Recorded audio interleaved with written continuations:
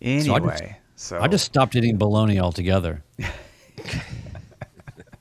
But the white bread you're including in your diet, though, because, I mean, that's what's most important, is that good, healthy food. And also, paper airplanes, don't fly them.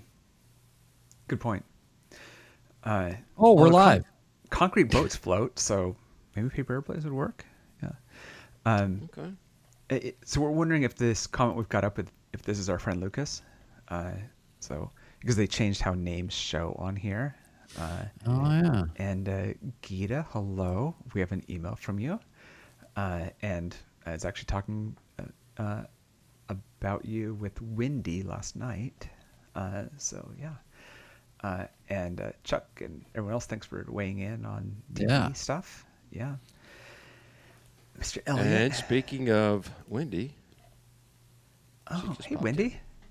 Hello. Yeah. Make sure to say hi to Wendy, or to Gita, Wendy. Whenever somebody types it out that way, I think of Mrs. Doubtfire. Oh, hello. Yes. Hey, by the way, the microphone too loud. Yeah. If in the middle of all this my camera just completely drops out, just understand that I'm still connected on the audio, but my camera might drop out. We'll see. Yeah. We'll see. It's not going to hurt anything. You're back to the camera though. Well, I have a different camera, same spot, but just the you never know what the power settings are going to do. So yeah, this is the first time I'm turning it on for a long period of time. This is our friend Joey. Hey Joey, thanks for joining us in Discord. Youngest one here.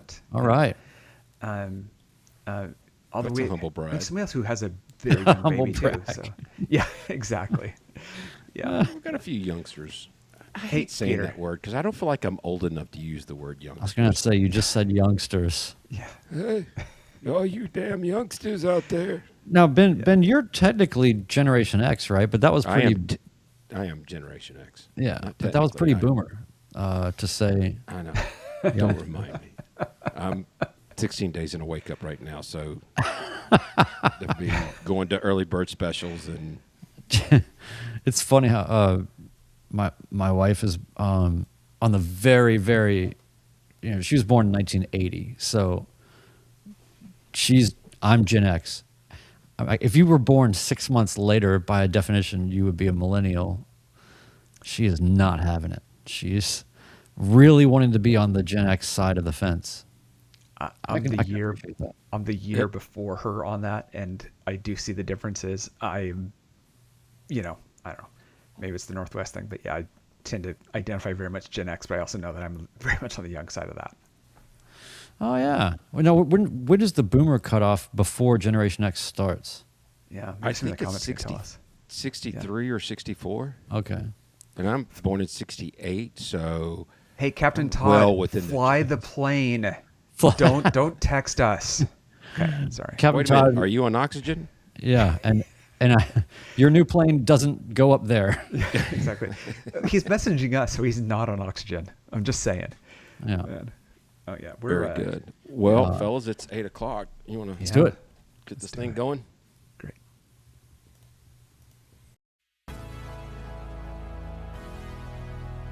Welcome to the Midlife Pilot Podcast. What is it like to become a pilot in midlife? The challenges are unique, but so are the rewards. Hosts Ben, Brian, and Ted talk learning to fly, growing as pilots, and the joy of flying to destinations. The purpose of the podcast is not to teach, but to share knowledge and experiences. You definitely should not take any advice too seriously from an aviation podcast that uses terms like icing on the vegetables. Okay, checklists are complete. Let's get the show started.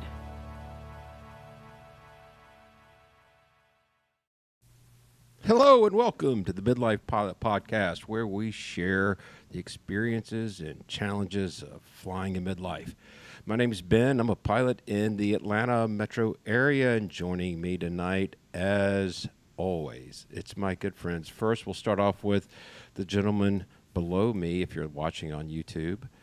He is a private pilot, instrument ground instructor,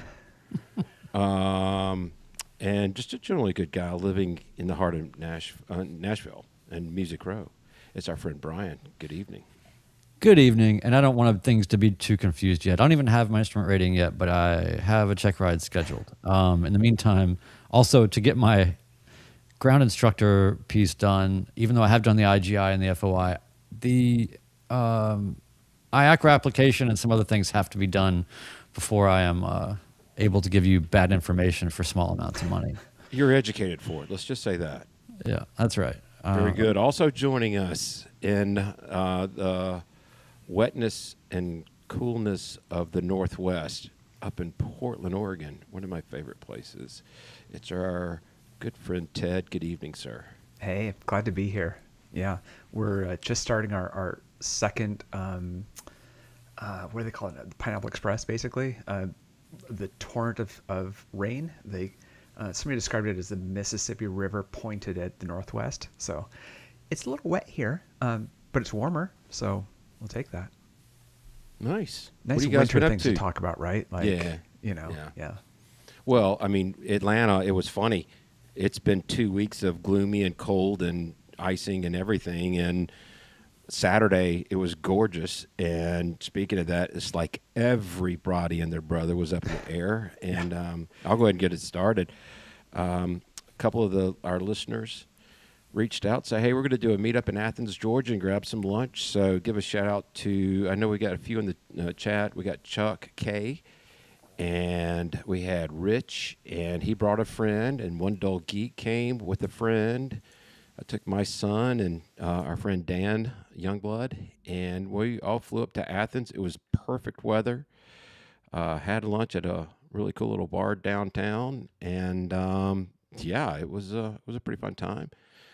I did get to see One Dull Geek land, and it was pretty much a greaser. I tried to get a video of it, just hopefully that he would have seen me and, maybe dropped it in, but wasn't so lucky. He's too much of a professional, I guess. But yeah, so it was fun to get up and have a very unstressful flight, which we kind of will be talking about that a little bit later in the episode, but also want to check with you guys and see what y'all been up to. Well, I'll go first here because I am the next in the Hollywood Squares sequence here that the listeners cannot see. I was thinking Hollywood Squares as well. Yeah, Center Square, Brian. Yeah. Have you ever seen photographs of that from the side? No. The set? No. It's really neat. I'll put those in the show notes. Yeah. Yeah, it's pretty cool. So you can see how this show goes. All right. What I've been up to is I'm studying for the commercial exam. I am doing a little bit of flying. I'm planning on doing a lot in January, so I'm trying to pace myself while also doing anything that I can do to go to the gym for instrument flying. So did a shorter cross country recently and just did some Oscar pattern practice and did a practice ILS to see if my glide slope had sorted out with some things that we tried. And it's still, it's nice to be able to just go, well, this is now going to be a localizer approach. What do you said Oscar pattern? What do you mean? Like flying into a dumpster? Yes. Yes. In the barrio. Are you familiar with the Oscar pattern? No. Okay. I have no idea what you're talking about. Okay. Yeah. It's funny. You're talking about weather patterns that people don't understand.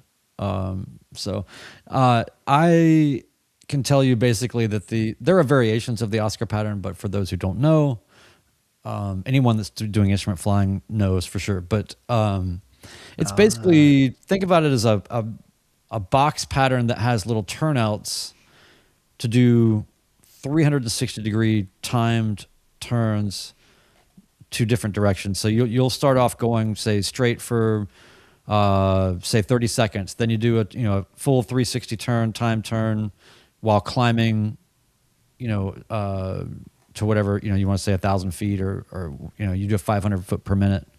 So so you can do 2-minute turn, and then you do another timed leg, then do a 90-degree, then the next turn comes in, but it's the opposite. You're just kind of putting yourself through a washing machine of forcing yourself to do timed pattern flying per leg of the shape of the pattern, and you are practicing sort of timed turns and the corrections and all that. Yeah, it's on the screen for those that are listening, so that should help you visualize my very poor description. Just Google Oscar pattern, and I like how this Oscar pattern graphic is in Oscar Mayer color. That's why I put it up, because this is very Brian looking. The design, it has this nice retro look to it, and you could, if you had that printed out and sitting in your plane, it would look like it belonged in your plane.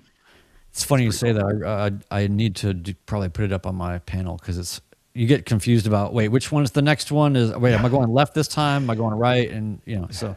But thank you. Shout out to Checkmate Aviation. I used the diagram on the back of his soon to be released IFR checklist.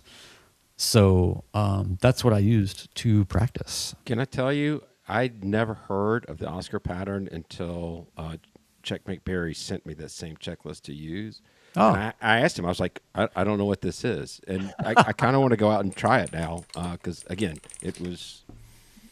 I'd never heard of it. Well, that gives me a great sense of its importance and relevance for instrument flying, considering that you've been doing it for a good while now and didn't even know that this exists. Well, we did time turns and time climbs, but I just never had seen it in a pattern built that way. You probably did Oscar patterns and just nobody told you that it had a goofy name. They hadn't invented it when Ben did that. So yeah, they were still in the Frank pattern or something. It was the Charlie pattern.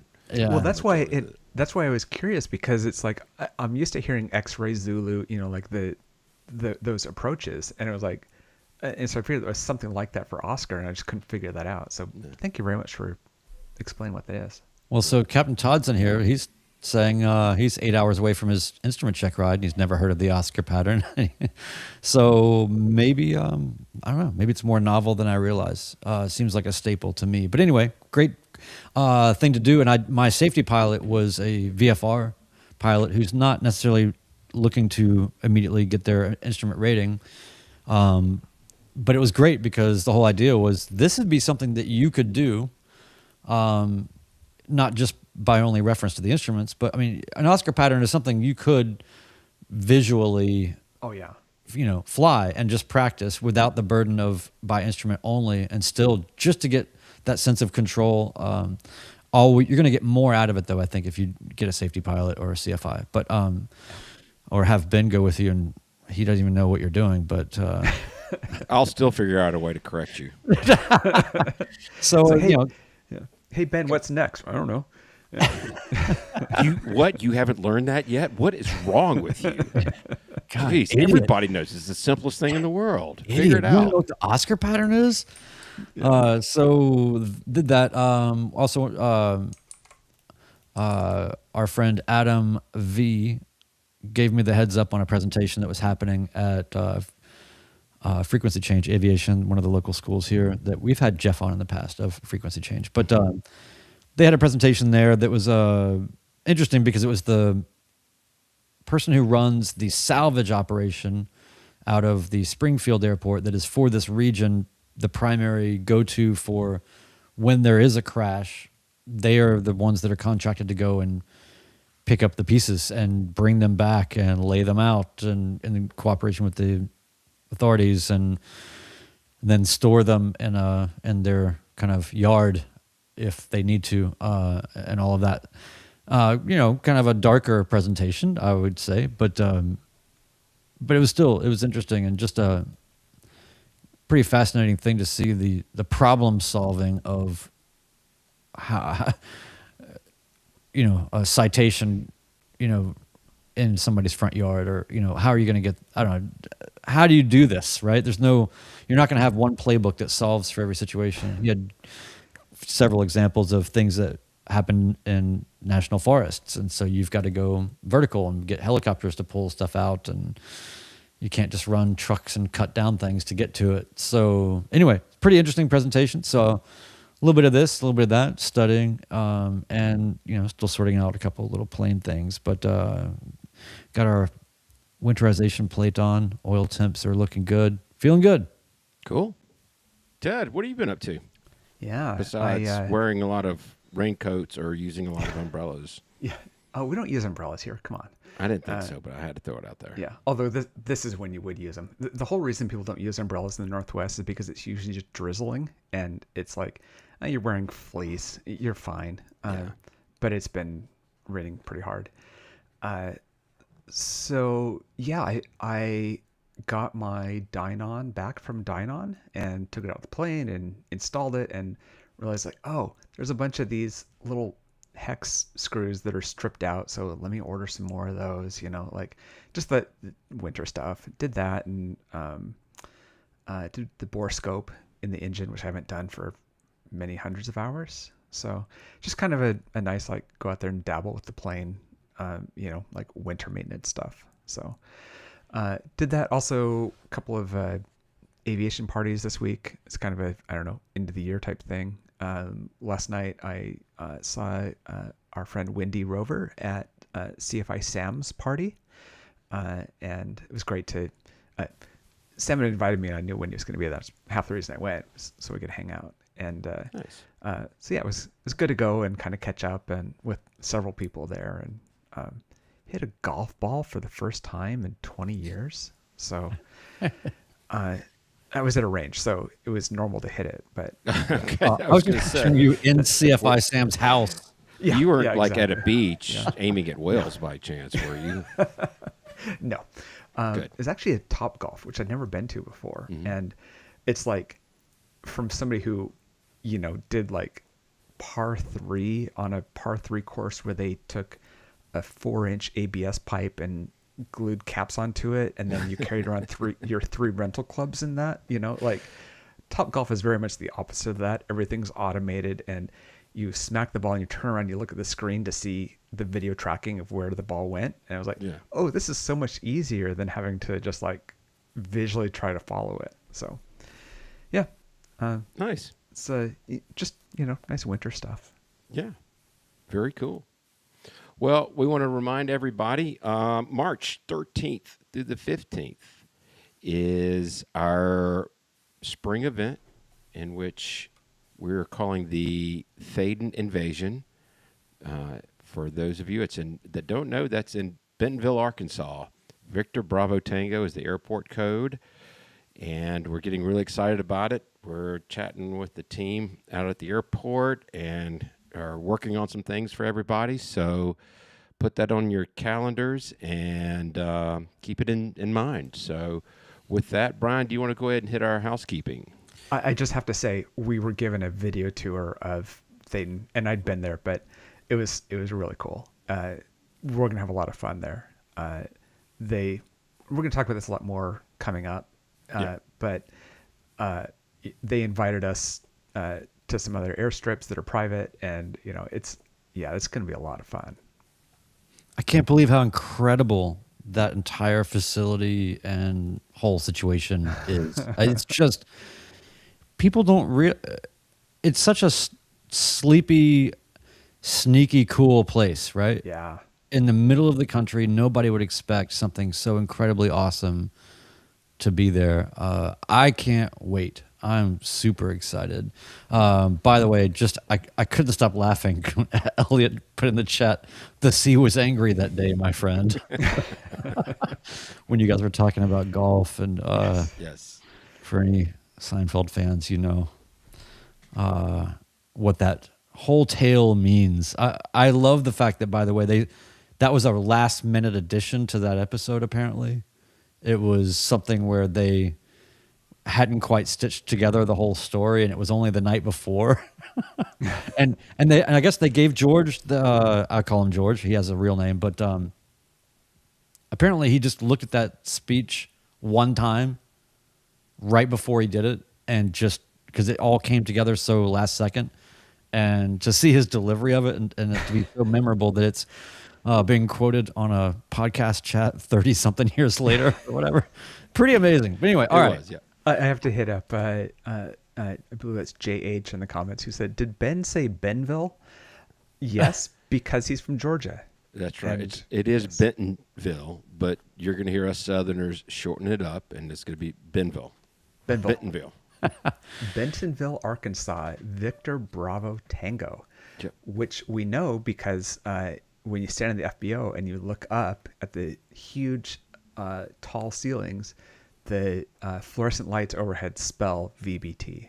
So I it's do that have one kind of more thing pretty I want to say place. about it, Yeah. about our call today. And we were all pleasantly surprised when and this could change, especially once they get to know us, but they are like very excited to have us. Yeah. They are like super GA friendly, and it feels like that they're pretty excited to have us. So I wanted to put that out there to everybody that this is really going to be a special event, I think. Yeah. I feel sorry for them. Yep. So, all right, housekeeping. Join our Patreon community for Discord access and lots of exclusive content. Incredible check ride debrief with Mike Alpha Golf. If has that been published yet? I believe it'll be a lot slower. We'll see it in a little while. Okay. Well, if you didn't catch it live, you will see it if you are part of the Patreon situation.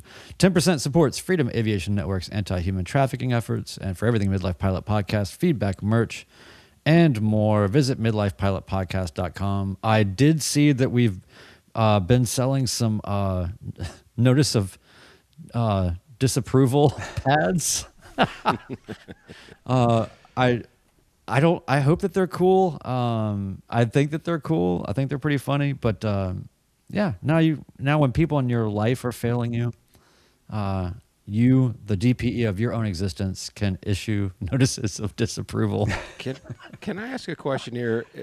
Am I the inspiration for that? That'll be the second item for sale that I was the inspiration for, and I'm not proud of either one of them, to be perfectly honest with you. But I'll own it. Well, no, you're good. You're good. Ted, give us the Patreon thing real quick, and let's move forward. Yeah. First, just administratively, Wendell Geek's son, that debrief is dropping this week. So our Patreon people get to see that this week, which means we tend to do those about a month apart. So Mike Alpha Golf will probably be in January, unless you're at the caps available level, and then it's probably been posted in there already. So I want to thank our newest Patreon member this week, and that's Joey H. It's our youngest midlifer, who's very much definitely a midlifer. And thanks for joining us at the Hershey Bar level. In Discord this week, we're in such winter mode, right? We're not seeing as much stuff as we usually do. But Prescott Flyer must have baked and then delivered 10 loaves of banana nut bread, and he's going to do 10 more. He didn't say it, but obviously this is like a semi-industrial operation out of his house, so that's impressive. I don't know why I haven't received one yet, but thank you, Prescott Flyer, for dropping those off. Echo 2 Juliet Kilo, one of our European friends, got his night rating. He's in Europe, so that isn't for free. Very cool. And he shared some audio, which includes French speaking about a fox on the runway. So Oh yeah. that's always great, like wildlife on the runway. Like now I know it's not just in the U.S. So I that's loved great. hearing that audio of the French accents from the controllers. Oh yeah. I actually kind of had this strange feeling that I think I might understand them a little better, and I don't know what that's about. But I mean, really, I did. I thought, wow, I really understand them. Also, congrats to Adam V for completing your long cross country for instrument. That's right. That's always great. Congrats. Yeah. Well, tonight, so we wanted to talk about it's something that I'm kind of passionate about, that I've experienced throughout my journey in aviation, and I'm not a fan of saying that, but it is what it is, and it's recognizing normalization of deviance, and also expanding your personal minimums to in a safe way. And I know when we put this out there to the universe, just like any YouTube content creator, going to be open, subjecting myself to criticisms or support or whatever it may be, and that's fine. I took a flight last week, and I wasn't going to bring this up to anybody, but I've talked to a couple of my flying mentors, and they really did back me up in everything that I did to conduct that flight. So we were up north, up in Ohio, and we're coming back home. And there was a little bit of get-there-itis. I'll go ahead and say that. We both had obligations. And I was fully prepared to whip out the credit card and rent a car and drive 9 hours back. I did something on this flight that I haven't done. I don't do that often, but when I'm a little bit more nervous about it than I would normally be, I called up a weather briefer, and we had a really thorough discussion about my route of flight. He actually made some good suggestions for me that I incorporated. The challenge is there was going to be low-level wind shear, icing conditions above 7,000 feet, and it was going to be IFR. And it was one of those that when I landed, I wondered if I got away with one. Like, I did this flight.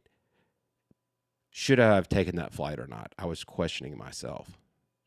Was that a normalization of deviance? And I started diving deeper into that subject, and I'm going to go ahead and read out what actually the definition that I found was. Normalization of deviance in aviation is a human factors concept that explains how small departures from standard procedures or safety margins gradually become accepted as normal, even though they increase risk. And part of what made me feel this way is two things. I had taken a flight a month earlier that I felt completely comfortable about, and I still do. I did have my wife and my youngest son in the plane. We picked up some very light trace rime on the struts. We were in the clouds for a minute and a half. It was clear on top, and the trace icing was gone within 30 seconds. It was a really non-event. And I kind of felt like I told myself this was a non-event. So, and I want everybody to know ahead, I am not a CFI. I am not a weather expert. Please do not take this as advice. I am merely sharing my experience right now. So I take the second flight, and we planned a route where I had an airport that I could land at every 20 miles just about. I flew probably 90 miles out of my way from a direct flight to stay out of the mountains, to where I would have to climb, and I had plenty of airports. And I'll tell you, we took off, and about an hour into the flight, we would pick up some rime ice. We didn't see it on the leading edge, but it was on the struts. There was none on the tailplane, on the horizontal stabilizer. We were picking up some ice on the wheels, which I wasn't too concerned about, but it was there. And as soon as we saw the airport we were going to divert to, the ice came off. We were right there at that temperature level where it just wasn't enough to keep it going. The other aspect of it was it was a 3.9 hour flight, and I was in IMC for 3.5 hours. So it's the safety of flight I never felt concerned, but the stress level was absolutely there. And I involved my son. I told him the whole plan before we ever took off. And I told him also, if he wasn't comfortable doing this, we'll go rent the car right now and drive down there. I wanted him on board. And he was totally on board. So he was more diligent about keeping his eyes outside on the structure of the airplane, looking for anything that could remotely look like ice. There was a moment that I thought I would never see. We looked out in front of us, and it was just, we were almost in between layers. We were like right at the top of one of the layers. and you could see it was a broken layer that we were just above. We looked down, and we could see snow below us blowing horizontally, but there was none coming into our windshield. The windscreen normally freezes over first. You get frost on the windshield first. In my airplane, we never had it. It never hit it once. So we were right at the inversion layer, and it was just enough to keep the ice off. And, of course, we come into land. We break out probably 40 miles north of my home airport, and it was beautiful and 30 degrees warmer than when we took off. And there was a stuck mic on at the home airport, and we're listening to this guy tell his partner to get the ladder to go check the fuel, and we're just hearing this whole conversation while I'm trying to. And I had about a 12-knot crosswind, coming in from the south. And I think my son would tell you that I did a pretty good job on the landing. I know Nathan Ballard's going to probably disagree with that. But, it was one of those, when I stepped away from it, I was like, did I get away with one? Should I not have taken that flight? And so, I wanted to have this discussion with you guys. Y'all ask me the questions that you want. Our friend Ryan K in the chat asked, what was the outside air temperature for this event? I have a JPI monitor and also have a thermostat that, just a analog one. It was between -1 and 3 degrees, plus 3 degrees, the entire flight. Wow. And it fluctuated all over the place. It never stayed at one temperature for more than 5 minutes. And you don't have quote unquote carb heat. I mean, you're Nope. injected, but you don't have any fueling. Yes. Right. Which honestly kind of reduces one risk. You said 3.4 or 3.6 in the soup, IMC? Yep, 3.5 hours in the soup. How much that was on autopilot? A lot. Yeah. But, well, let me say this. The GPSS steering was on autopilot. I consciously made the decision, and I actually told my son out loud, I don't use the altitude hold when there's icing, because that can disguise a problem that could come about. There you go. Yeah. Yep. So I never use the altitude hold.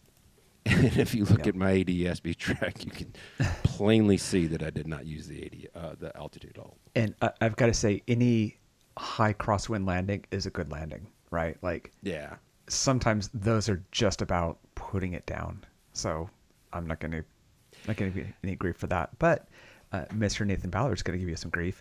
He said, and we actually talked about this. He said, did you ever hear the voice of the AOPA accident video guy narrating your flight?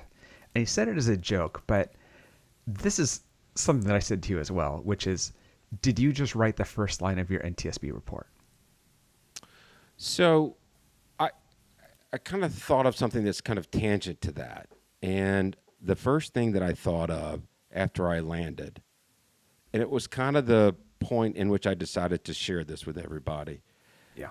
And I'm not making light of that, and I'm not saying that this guy did anything wrong, but the accident that happened up in Montana, which, Brian, you took the family photo of, where I believe they were in icing conditions.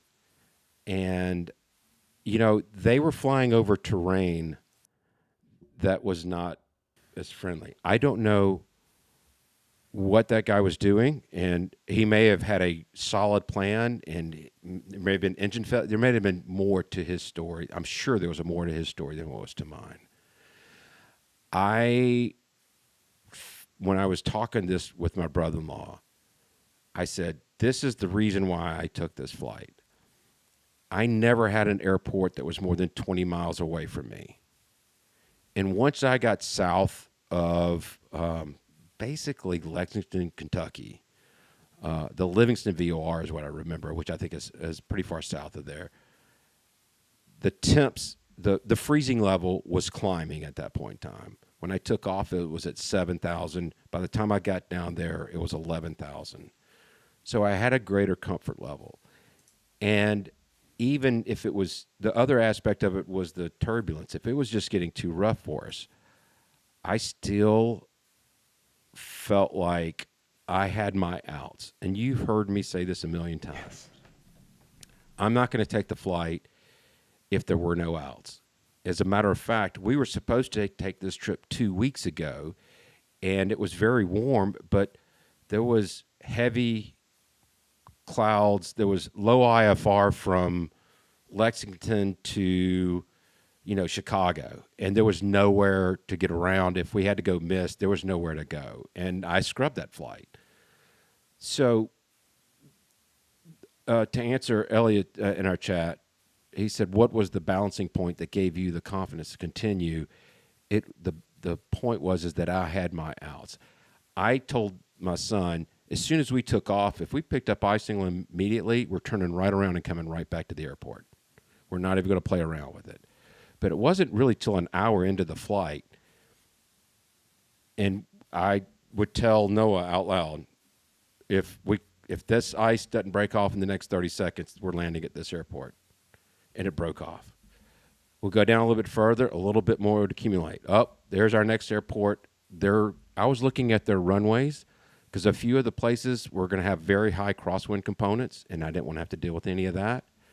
But we had airports that had, direct down the runway winds.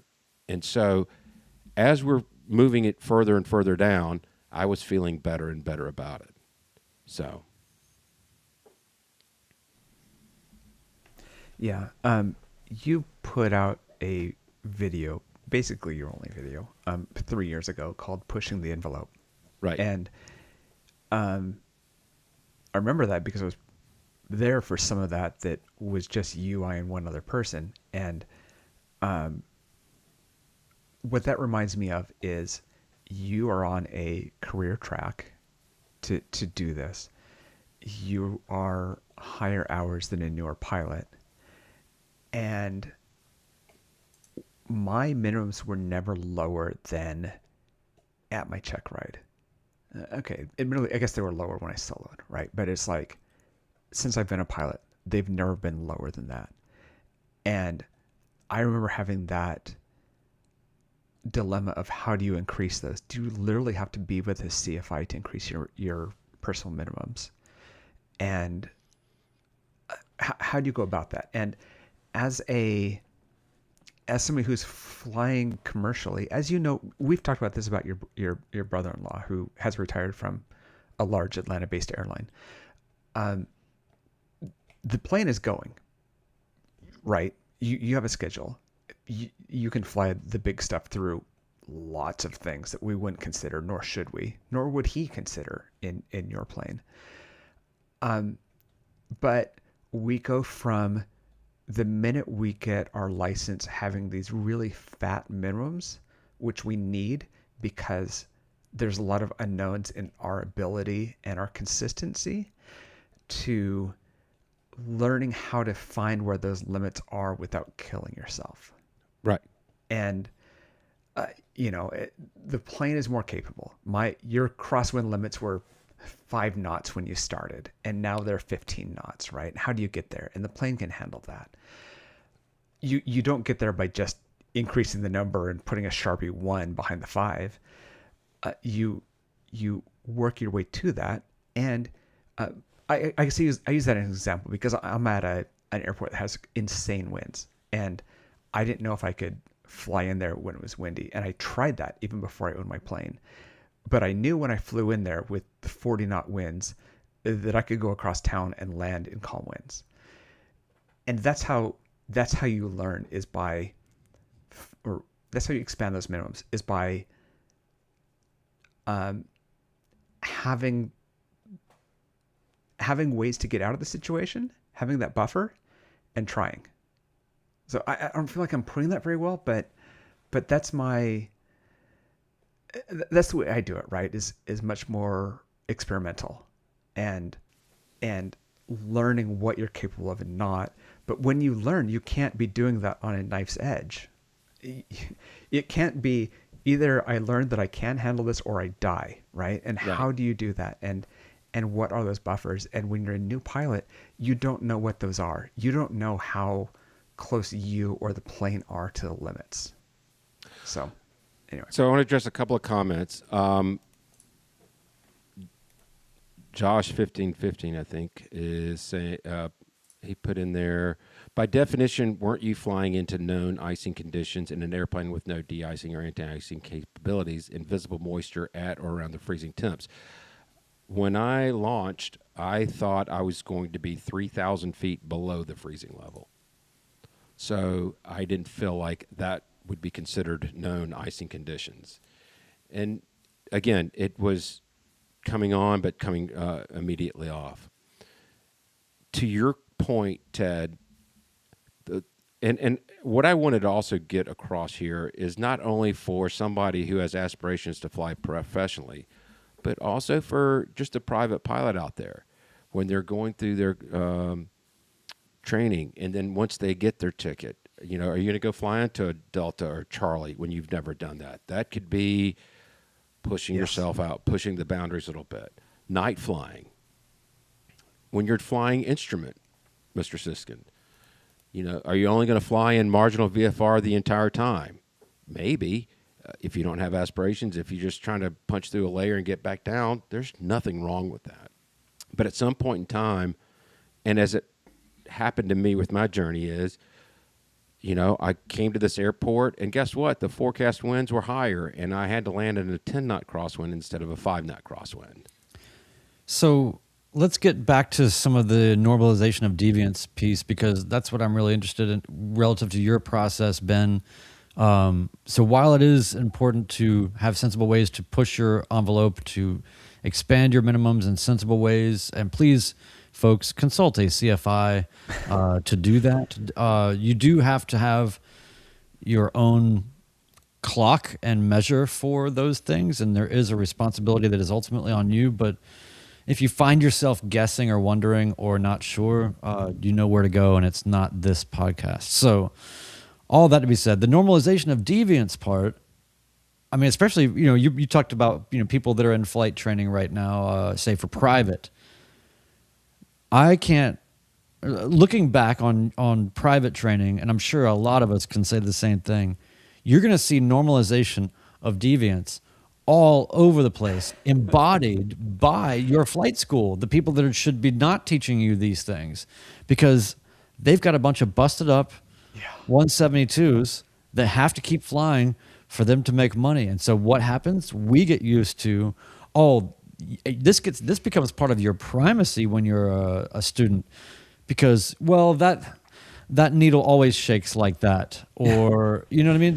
Think about how many little things like that you just go, you don't know any better, and you trust your instructor and the school, and there's a million things where it's like, hey, that thing's super bent, when you pre-flight, and they go, it's just kind of like that. There's, and while maybe there's some reason to have some things be ritualized as okay that aren't necessarily ideal, there is this attitude that can get you in trouble that ultimately process gets you out of, wouldn't you say? Yeah, absolutely. And again, it was that feeling that I had of oh man, I got away with one. We've all had friends who are VFR pilots that scud run. And to me, I think that's the classic example of normalization of deviance.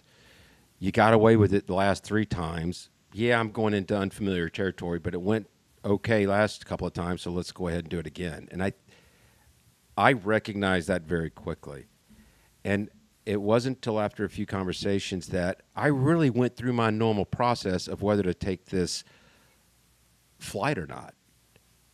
It just felt a little bit more tenuous on this one than it had previously, and it really got into my head. I do feel fine about the flight.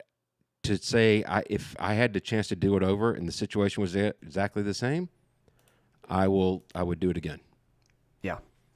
Well, Elliot Cox says that's how you live through this stuff. If the weather gets worse, we turn around and go back home. And that's you continually evaluating this and saying, there's a point where this is what I can't handle and I have options. Continuing into that is when you don't have that. Again, this is stuff that there's higher risk. We're flying GA, which is high risk. we're GA pilots, which is high risk. These are personal choices. We're not telling somebody to make these or not make these choices.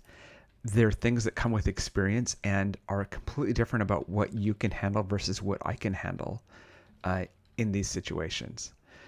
So yeah, that's. There were three times. Yeah.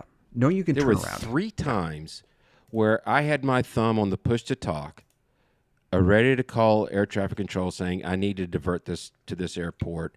And before I did, Noah said, my strut is clean. Let's keep going. And I'd look over at mine. I'm like, oh, there's nothing on there. And then 45 minutes later, I'm about to no, we're going to this airport. And right before, it just did, we were ready for it. And, you know, it turned out we were able to make the whole flight. It just turned out that way. But we were absolutely, like I said, 3 times I was ready to divert to other airports. Yeah. Yeah. Elliot Cox, who always has great comments. Some we can never repeat on air, but he has great comments. He said, you did the right thing, Ben. You showed up to your experience level and made the right call. Can I make a really quick comment about my friend Elliot? Yes, he calls me please do. Binger. So we were in the OB chat once, and he called me Sin Binger. Yes, Senator Binger. Yeah. And there were actually people in the chat that thought I was a senator. If you were, I would say you really need to work on your personal minimums, and that flight was a terrible idea. Oh, man. So, yeah. Yeah. I was always a big Richard Feynman fan, and a lot of people may have this instant like correlation between normalization and deviance and the space shuttle program, but not know the detail of it, or they have no idea about the story. And either way, to me, this is really important because it's a story that shows that we can apply to GA and to our lives in general. Challenger blew up in 1986, right? Spoiler alert, sorry if you didn't know that. Famously, it came back to realizing that the O-rings on the solid rocket boosters became brittle at low temperatures. There's, as usual, it's Swiss cheese model. They'd been launching at colder and colder temperatures. They brought their temperature sensors out and they never got quite down to temperature, so they read higher than it would be otherwise, which is like the Chernobyl, like there's 3 rads of radiation, that's as high as the meter goes, you know, like not realizing what the problem is. But here's what's key, and there's some great stories about this, and Richard Feynman and the glass of water and all this kind of stuff. And also, did you know Big Bird was originally going to be on that flight? I'm just saying, like, literally Big Bird was going to fly to space on the Challenger on that flight. Anyway, that's not the point here. That was hard enough to watch in school. Yeah, exactly. So at the time of the Challenger, it was all designed around about a 1 in 10,000 chance of fatality. Going to space is not safe. That was the margin that they allowed. That everything ate into these margins. That's riskier than you would allow for commercial aviation and most things in life. By the time that these brittle O-rings came around, it was 1 in 25.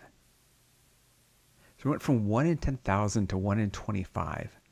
That means you have a 4% chance of not making it on this flight. That is normalization of deviance, right? This is every time. We started with really tight margins because the shuttle was new. Over the years, we're setting this thing up more and more. It's always worked. We're less concerned about it.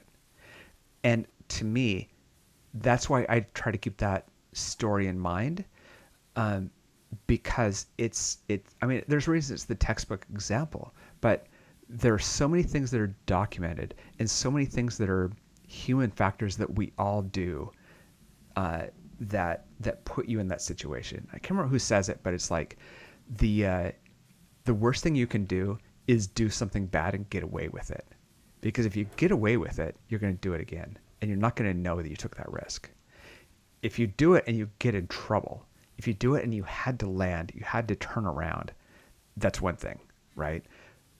That you went ahead with the flight and you made it. Is that because you're a good pilot? Is that because you got lucky? I think in a lot of ways there's a parallel of just this podcast's existence in that story. We just kept doing it, and the margins are getting thinner all the time. But That's very meta of you. Yeah, no, I think that's fascinating, and it definitely. I would love to see what Paul Craig has to say around that. I mean, I guess he's spoken to that in some way, but yeah. So I think that you did the right thing, obviously, Ben, because you're here and you're thinking about it and you're mindful of it. And in your retrospect, you looked at it and you go, okay, yeah, I would do that again if things were exactly that way. But you just knew that you were playing a game where there could not be any more pieces to move around. And that doesn't even necessarily mean that you were on an edge. It just meant this is the edge of the decision-making shuffle of components, of aspects of this problem that I'm solving. If any other thing happens, I see stuff all the time where people are flying IMC at night in the mountains, I just go, why? I don't know why. So, and then you got the single engine problem where you could have a lot of things work out in your favor, but if you've got 200-foot ceilings en route,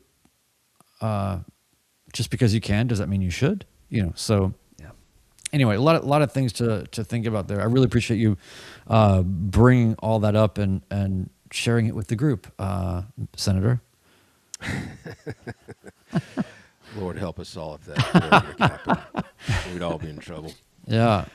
We've got some feedback to get to, so let's turn the corner. Unless you guys have any other final thoughts. Yeah, let me read this from Ugly Cub first, because I think he summarizes it well in a way that we don't. We're professional hosts here, and we're terrible at this.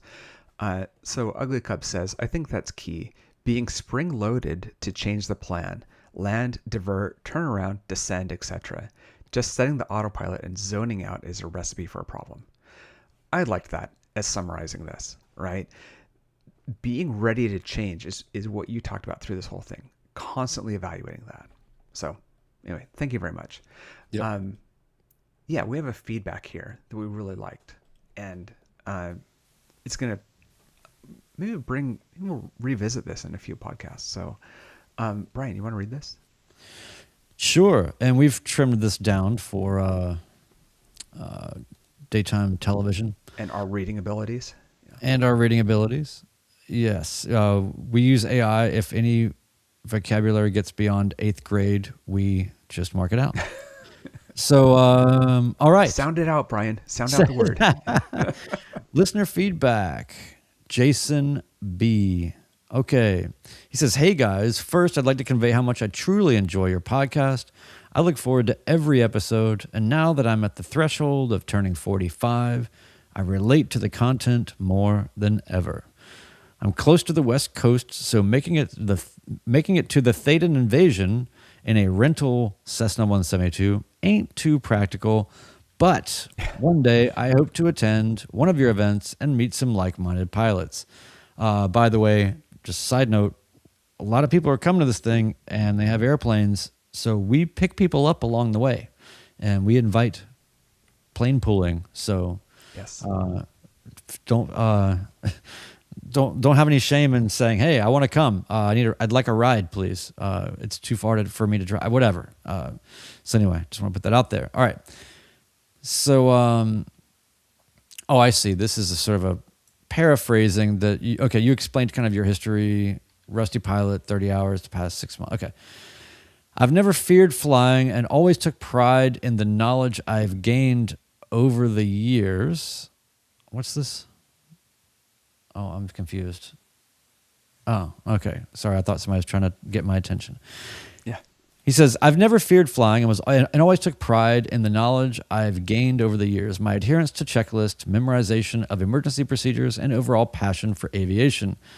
I don't normally fret over the inherent risks and still maintain my childhood level of excitement whenever I book the plane, and especially when I start the pre-flight. Honestly, one of my favorite parts. I do enjoy the pre-flight, a little bit of a anticipation. Although pre-flight when you're doing maybe one of your first solo cross countries as a private pilot, I'm not sure I would call it enjoyable. Yeah. It's just I think that I've pre-flighted 5 times. Is that enough? Okay. Which is fine. Pre-flight 5 times. But anyway, when I start the pre-flight, honestly, one of my favorite parts, what creeps into my mind is the thought that I may be pursuing a passion that from the outside might be considered a midlife crisis. And should anything terrible happen, I would leave behind a wife and 2 small children. So that's heavy, and that's a really interesting way of framing that. I'll get through the rest of this and we'll come back to it. I'm not an overly anxious or nervous person, but this anxiety feels justified and at the same time completely unwanted and sometimes debilitating. It's a complicated emotional, mental struggle, and I keep waiting for it to wane. I plan to continue flying in the hopes that this phase will pass and I can sleep peacefully before flights, and especially when I take my family up, which I haven't done yet. I'm very curious if any of you or your followers have experienced anything like this, and if so, what tips you may have to move past it. So go ahead, Ted. Yeah, there was a part that we kind of skipped over where he said that as he books the plane, he loves that, and then he can't sleep the night before every flight. It's that the brain gearing up for that. Let's see, are the MEs listening? For the anxiety of flying. FAA, you didn't hear that word. The nervousness. There you go. Yeah, the jitters of flying. Is that normal? Do you get that? Yeah, so first I just want to say thanks so much for sending this, because it takes guts to send stuff like this, and you're in the right place, and this is a good place to source thoughts, opinions, feelings about this, and the fact that you enjoy the podcast and that you look forward to it means a lot, so I really, really appreciate that. I think many would say that what you are experiencing is 1,000% normal. I think it's easy to see yourself as being afflicted in some way, or that this is a problem. I think it's a framing thing. I think it's not necessarily I think it's how you frame it. I think that if you think about it from the standpoint of, I've flown 30 hours in the last 6 months, which is not nothing, but it's not, a ton, but it's not nothing. 140 hours total or something like that, I think it is. And listen, the difference between where I was at 140 hours and now, I still make dumb mistakes. I left the mags on just the other day,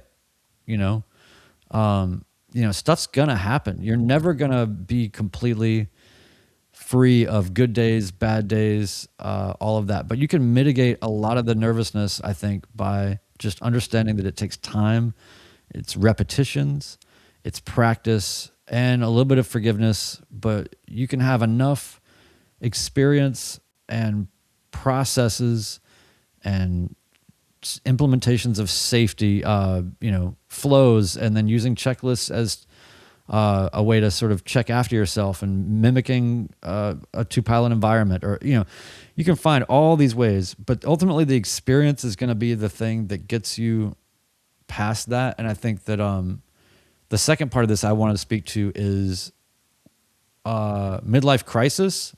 Look, half the people that hear that we have a podcast that aren't really even in aviation, friends of ours or whatever, they'll go, what's that podcast you do? The Midlife Crisis Podcast? Oh, yeah. So I want to say there's no crossover here, but there probably is. But I think it's more about it's the natural progression of getting older, where we are at the age where we've done a lot of things. We've worked, we've potentially, whatever, raised kids or done all these various things.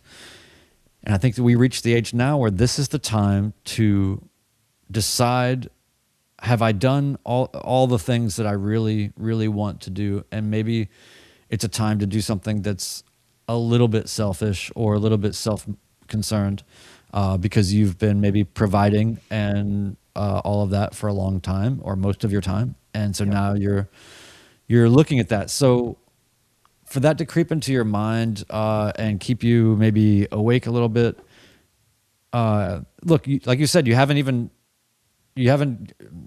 holding back in light of these things. So I would not consider it a struggle, but more of a process. And I think that if you just maybe be a little bit more forgiving to yourself about what it's easy. We've talked about comparison before here. You see people doing all these things, and it's just sometimes you just feel like you're being left at the starting line while everybody's doing something faster, better, more involved, smarter, whatever. Even just to accomplish what you have so far, you're way further than most people get, and it's a process. So just be kind to yourself is my advice. I'm sure other people will chime in with what they think will be helpful, but you can definitely there's no rush to take your family up. There's no rush to do anything, and consider working with an instructor post private and low hours to address exactly this and just say, I want to be sure or feel better about, I have a goal that I would like to take my family in the plane, and I just have a reasonable set of concerns that keep me from kind of jumping to that, and a regimen of particular practices that are beyond just meeting the private requirements or whatever will get you to that place, I think. So just slow down to speed up. It's fine. Like you're good. That's what I would say is that's awesome. You're aware and you're fine. Yeah. You're in the bell curve of being normal here. A couple of things. One is on the midlife thing. There's a lot of ways to look at that, but a lot of it is that we have children that have grown and have left the house or are leaving the house or didn't have them, whatever. It's easier to think about people with kids that are leaving the house. You're at that point in life where you're doing the math. As I say, a countable number of summers, right? Like you're thinking about this and how many TV shows am I going to watch, or am I going to spend and go through a ground school in the evening and after work and go fly and go do this stuff. And so, call it a midlife crisis if you want it, or don't. I don't really care. But realize that there's a lot of that of what it's about is that you're at a point where you start seeing both the beginning of your life and the end of your life, and realizing that both of those exist. Where when you're 11 and you're like, I can't wait for this day to get over. It's gonna last forever. So that's kind of my thing on the midlife side of it. On the nervous system, anxiety, use whatever term you want there. Again, if you look around in aviation, look around and you see 18-year-olds that are just go full into it. I remember being 18. There's a reason that males, especially, the prefrontal cortex doesn't fully develop until you're well into your 20s, which is how you predict that there are consequences to the action you're about to take. We're all at the point, some of us, I'd say most of us, honestly, maybe it's just me, but have made the dumb decisions. We've done those things that have hurt. And so not only can you forecast things with your brain, but you've also experienced that, and you have those sensations of pain from making mistakes in the past. So those are a couple of things to kind of keep in mind. It's normal, and our friend Barry wouldn't take his partner up until he got his IFR. So that's always an option too. And Ben? Yeah, we've had several friends of the show, followers, who expressed this very thing. And as the old pilot saying goes, we start off with a bag full of luck and an empty bag of experience. Our job is to fill the experience before we run out of luck. It is perfectly acceptable to echo what Brian was saying. It's not just the repetition, it's the frequency of the repetition. You may be in a spot in your life where you just go up and do a couple of laps in the pattern, or you just go fly to the neighboring airport and come back. The more you build up those experiences, those movies in your head, you're going to feel a higher comfort level. I think all of us felt like when we were going through training and even post-training, I'm about to fly an airplane to another location. I can't believe that I'm doing this. We've all experienced that. So, stick with it. And you know what? If it's too debilitating, then, that's fine too. You tried it and, you gave it your shot. Maybe try again in, a couple of years and and you have more time. If you're having problems sleeping, just listen to our back catalog. That's right. that will certainly help out there. So, it is, you're not alone, I guess is my point. I was talking yesterday with podcast listener and friend Wendy about this because I know she's gone through a bunch of this and she had some good pointers and put them in Discord and community chat. I think yesterday or today about that. So these will be in the show notes, but a couple of pointers to things that are helpful, especially for aviation. Performance Pilot by Ross Bentley and Phil Wilkes, the book. There's a podcast, Calm Cockpit. I have to say that word correctly. Calm Cockpit podcast is really good. And then Tammy Barlett runs a training course called Crosscheck that is really good on organizing how your brain thinks through things.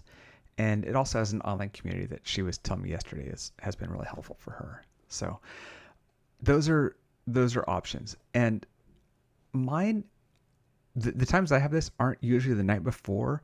I get that adrenaline rush of the lion is about to pounce on me. I've gotten that in flight a handful of times. I kind of know why it happens, but it's like, it's okay. This is not what my body was meant to do. And it is really having trouble like understanding what's going on here.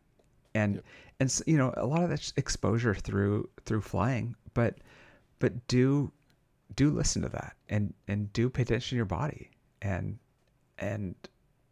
it should get better for you, but don't ignore it, please. Yep. Very good. Want to remind everybody, leave us a 5-star review on Apple Podcast, if you would, please. Send us feedback. Tell us if you've had a situation where you were nervous about flying the night before or you have to do that and how you work through it. Send us feedback. Tell me what a knucklehead I am. We like all. I'm working on mine right now. Yep. I saw you sitting there in judgment the entire time. I'm just waiting to hear back from it. Sorry, we can't respond to the volumes of email we'll get on that subject. Yeah. I've got a fresh Midlife Pilot Podcast notice of disapproval pad with